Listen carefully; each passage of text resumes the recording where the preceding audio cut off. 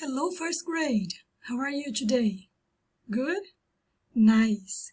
First grade, I would like to know today, what is your favorite part of your house?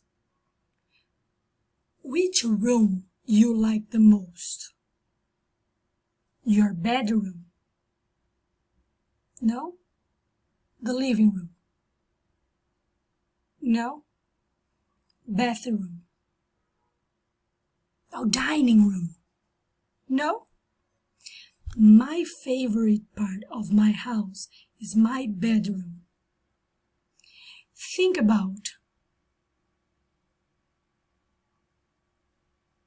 Okay, now that you already know, you have to open your book on page 88 and you are going to draw your favorite part of your house, okay? I want you to show me next class. Okie dokie. Okay, bye-bye.